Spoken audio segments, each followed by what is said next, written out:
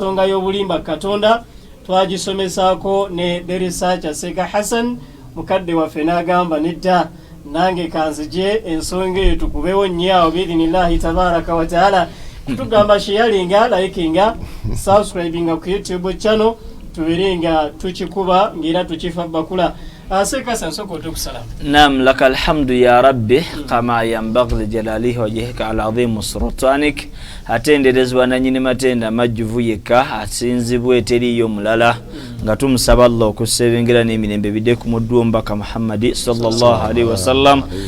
Mukadde waffe yatweyunzeeko nagati gwolekera omuto siwe bagamba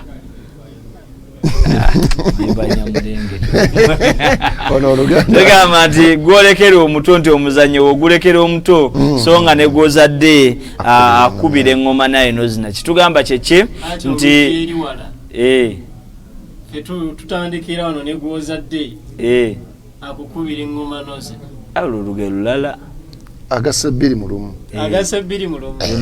lulala so tugamba nti leero nga bw'otulaba alhamdulillah tusazeewo okubeera nga twongeramu kulungu ekintu kyeyongeremuuko kubanga research desk erina okuggumira era kyetukugamba nti ogenda tutandika otulaba nga bw'otulaba biidhinillah nga batuyita the research desk tukwebaza gwe atulaba era atuwuliriza tugenda ku musomo okugwongeramu amaanyi kapriyambo katono nnyo naye nga tukugamba nti bino bye tugenda okusoma wano tebivunaanyizibwa kuffe fe omulimu gwaffe we are conveyor belt okulaga bayibuli eno kuba twagikujjira okuva gye yava bannaffe bagamba nti buli ekyawandiikibwa kyonna kiriko okuluŋŋamizibwa kwa Mwoyo Mutukuvu era kigasa mu kubuulira n'okunenyezebwa. Kati nga twagala tukubuuze bino bye bawandiika Katonda obiyigamu ki n'obutuufu bwabyo buli ludda era bigasa ki era tugenda kuleetera nga tugamba nti ife tuwakanyiza ddala bayibuli bye yawandiika Katonda bino yamulimbisa tosobola kutugamba nti Katonda yalwana ne Yakobo n'amukwata embalakaso n'amumegga n'alajana Katonda n'alajana nti nta oyo taba Katonda emandi esala esitegedde Katonda tosobola tugamba nti ali mu kizikiza ekikutta ayogera ali mu kizikiza ekikutta oyo taba Katonda bwetugamba nti Katonda yabajja e Misiri alina amaanyi ng'ag'embogo ate nga mu ngero watugamba nti empologoma esinga ensolo zonna amaanyi amakulu Yakobo bw'alaba embogo alaba enva uliriza Katonda yabajja e Misiri owa bayibuli amaanyi g'alina genkanankana ag'embogo ne just wano mu game park wano mu zuzi n'ez'enjawulo abaana bagiyigga ne bagikuba ekigo ne bagirya kati amaanyi ga Katonda gaba genkanankana eg'embogo tugamba nedda amaanyi ga Katonda gasukkawo tegageraganyazika kwa waba asazeewo okukwatamu olukwata ne atomic bomb tesobola kukola Katonda kyakola sekala la shadid tunuulira tsunami kwatamu bukwasi segede seka bayi bakuba nuclear bomb en Nagasaki ne Hiroshima tebalangira lockdown mu nsi yonna kyali eyokka ne Mungu yalese covid ensi n'agifukamiza n'atubuuza manil mulk liyawma kati ani mufuzi saawen nga buli kimu akizinzeeko kati agamba tosobola kugamba nti genkanankana ag'embogo era ag'amaanyi nti Katonda atye abaali mu kiwonvu okubagoba okitegedde baba alina amagaali ag'ebyuma yasiye Katonda gwe tuliko nga nedda okitegedde inshallah taala tema mpaka kuleva ne tusukka nawo tusabule olunaku olwaleero alhamdulillah wa kafa thumma salatu wassalamu ala ashrafil mursalin nabiyina wa habibana maulana Muhammad sallallahu ala alihi wa sahbihi ajma'in wa ba'd abatulaba era batugoberera ku Dawa TV mwekomere mukumanya n'okutegeera n'okunyura ku ddiini yammwe mwe watana kusiramuka mubeere nga musiramuka kwe kuwona kwammwe awatali ekyo kuba kufaafaganirwa ku dunia ne kwa akhira ku dunia ne ku ki ne kwa akhira khasura dunia wal akhira watu Allah watogeza kubeera kufiirwa ku nsi ne ku nkomero nga tosiramuse. Nekyo tukomyewo okubalaga ebintu mu butuufu nga tebijja si bya buntu bimwogera ku Katonda. Ekyokulabirako Allah subhanahu wa ta'ala yali atugamba mu ssuula eyana 2 aya 11 ti laisa kamithlihi shay'un, naye amaliza agamba nti wallahu basirun alim.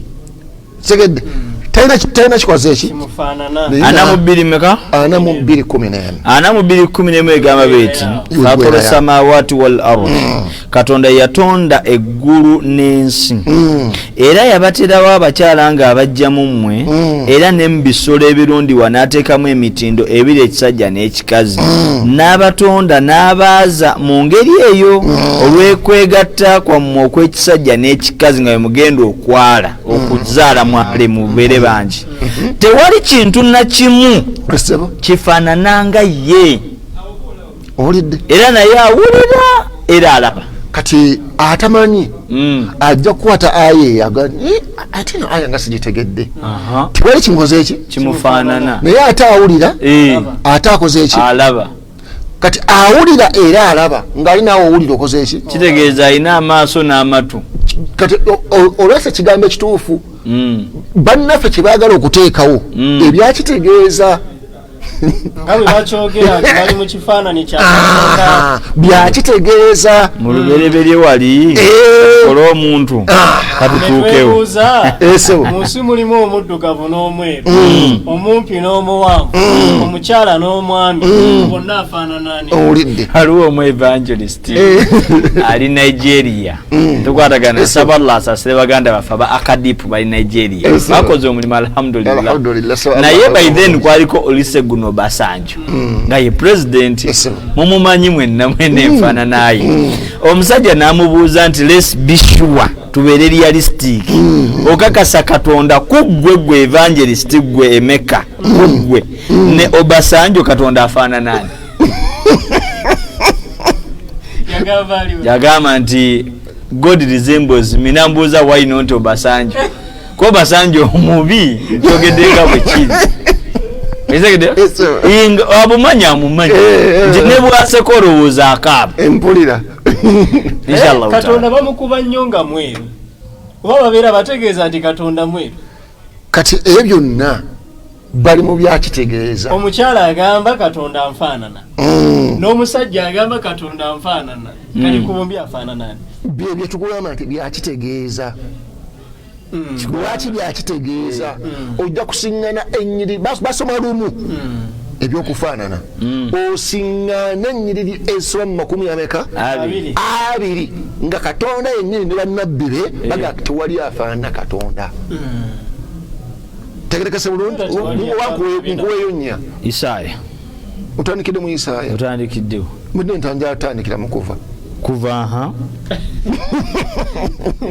munana 10 kumutandikira mugenda jiwulira mulungu ndala nnyo kufumba era kansirike inshallah utaala bajja birabire ku bondi wano biwewonyese waliwo ebiri mu kkube ebijja biiznillah inshallah utaala. Nayogera nti kibenga ekigambo ekyo olyoke omanye nga tewali afaanana nga Katonda waffe. Producer Adamu Mpulire, tewali afaanana Katonda waffe. Okiwulidde oyo Musa.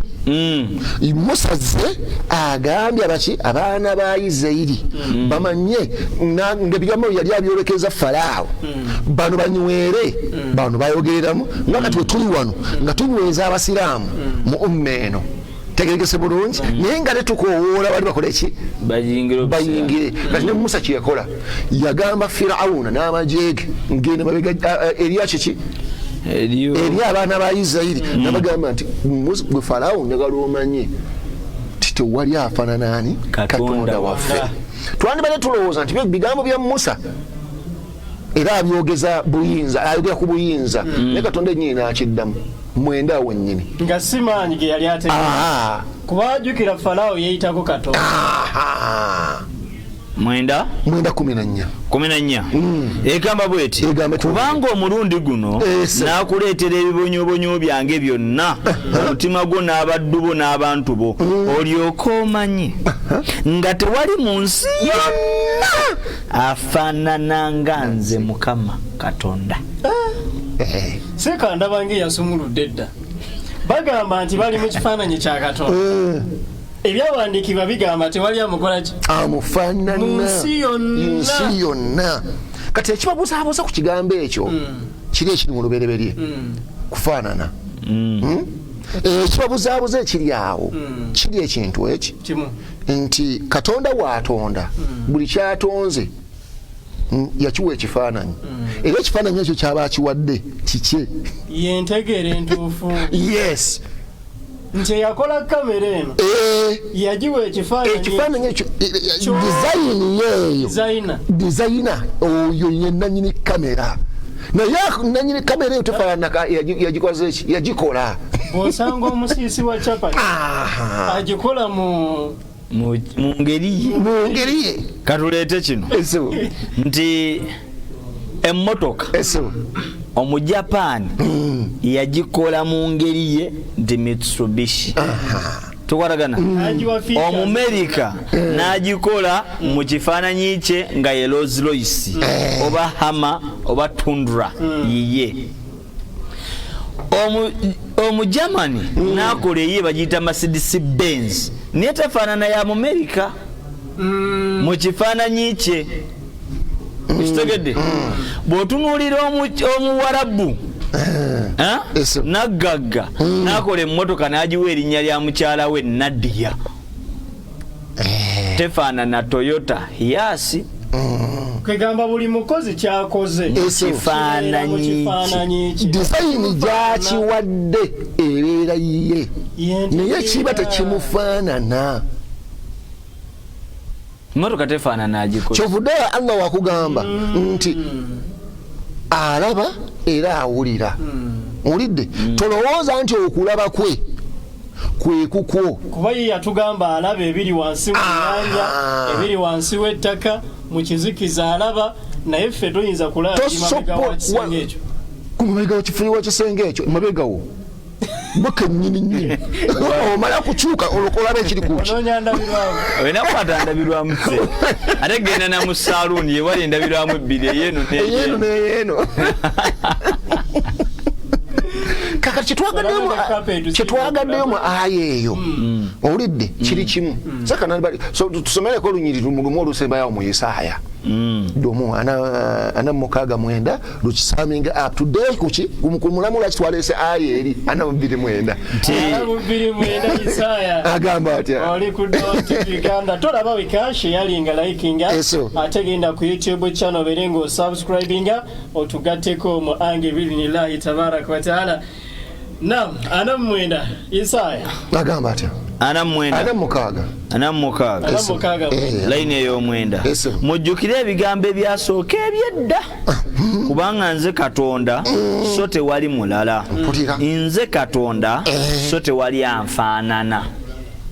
Ekigambo nze Katonda akiddiŋŋanye emirundi kumpi egi lwaki akireeta emirundi egyo bw'otegeere nti agenda akubuulira bino ye Katonda nekyagenda okukubuulira kiki kigulu kigenda kubuza abantu bangi mu nsi ntegetegese bulungi kati kkiriza nsookebuuzekewo kino nakireese lwakintu eki nsomerako mu Yobu 22:13 kwegamba seeka kyali mu kutuleetera leero kati tutereeza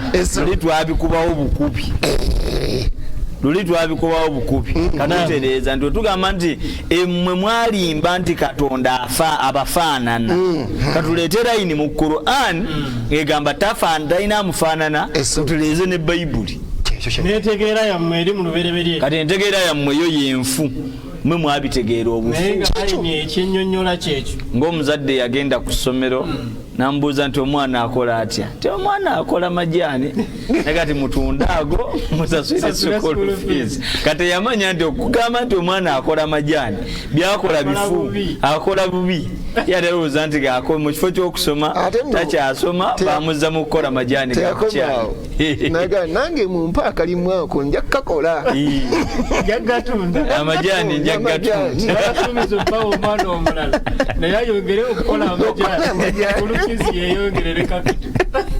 Yobu 22:3 sanyuka nga bw'oyiga Yobu 22:13 egamba bwete ebigambo bino nti naawe oyogera nti Katonda amanyi ki oyinza okusala omusango naawe oyogera nti Katonda amanyi ki Katonda ayinza okusala omusango ng'ayima mu kizikiza ekikutte kyali kibuuzo genda mu maaso okitegedde kati ono atulaga nti Katonda ali mu kizikiza ekikutte tasobola na kusala misango bamuvunaana kamaze okwewako obujulizi kubanga nzijukira obujulizi mwabo omulundi ogwayita obusomako mu kuva eri 22 n'okusomako mu kyamateeka 5 22-23 nga yennyini yeewako obuki obujulizi mbeera mu kizikiza ekikoze ekikutte kati ono arayizinga question nti Katonda yennyini wabanga atuwaddeko obujulizi nti abeera mu kizikiza ekikutte ayinza okusala emisango genda mu maaso ebiro ebiziivu bimubikkako n'okulaba talaba ebyo bye tubagamba mwogera ku Katonda ebikoze eki ebyensimatu ebyobulimba Katonda ayinza okubanga talaba bino Katonda yabiwandiika byonna biriko okulungamizibwa Katonda yatulimba abawandiika be batulimba ekikulu tetwagala kuva ku ki kumulamwa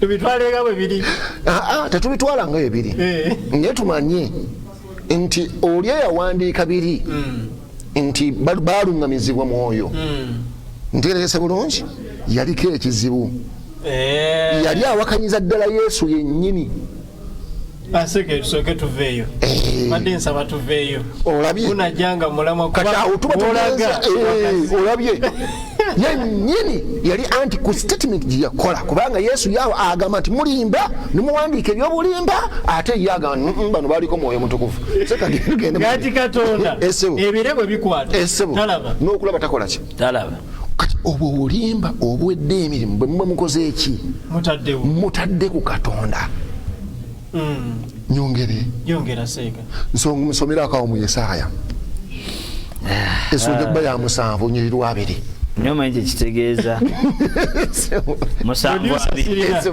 inshallah taala agamba atya nti ku lunaku luli Mukama ali mwesa akamweno akagule akali mu bifo eby'emitala w'omugga kakati tunuulira olunyiriri olwoseeka omutwe liriza bino n'obwoyi obw'okubigere era kalimalawo n'ekiremu Katonda yennyini nga yakola mulimu statements 2 mu statement eyo mulimu okuba akamweno ng'ani akaguze Katonda tegerekese bulungi ate akaguze miki mitala wani ajja kusaabala erya kati tubuuza agenda mitala bino twogerako bya lunaku luki fa Allah tugambye limanil mulku liyawm olwaleero obufuzi bwani olunaku olwo tewalibeerayo mufuzi mulala naye ono walibeerayo abali emitala nga abalimuwola kamwe abalimuwola kumuwola kugula bali baledduuka nga bokka be babulina kuba kunafuya Katonda okuba nti talina kimu ekyokubiri nga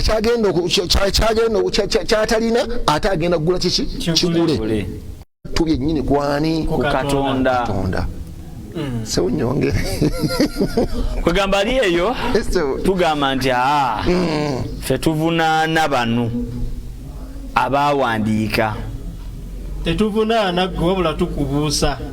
wabula gwe ne tukuggyako kiri ekigoye kye baakusiba ekitambaala ndi baakusiba ekitambaala ku mutwe ku maaso ekigamba nti bino byolaba byaluŋŋamizibwa mwoyo.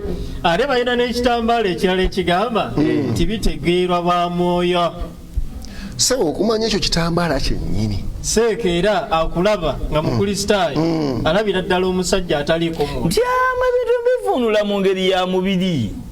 kakati nze kyesimanyi kubanga olunyiriri olwawula ebintu ebyo omubiri n'omwoyo luli lumu tegerekese bulungi nerumala nolutegeeza omwoyo kyeki nga gwojja n'obusitingirako nti bino bitegeerwa bwa mwoyo ntegeera ddala ne bayibuli oteeka buteesi muki mukwawa tumanyi bino boogera kati nti bitegeerwa bwa mwoyo yamala naye nannyonnyola byeyali ategeeza era bo ne basigalawo muki mu mbeera yakubuuza abantu mwebikwate soma nange ebbaluumi otuuseeyo essula ejja kuba ya musanvu ogituuseemu tandika ku lw'ekumi paka ku lw'ekumi musanvu 12 14 Baruumi. bwe kityo amateeka matukuvu tutandikidde ku mateeka ne batukakasa nti amateeka gano agakubako ekifuba tamanyi kyayogerako obutukuvu bw'ebintu byetunoonya buli maki mu mateeka amateeka matukuvu n'ekiragiro kitukuvu n'ekiragiro kya Mukama ebyo byali mu biragiro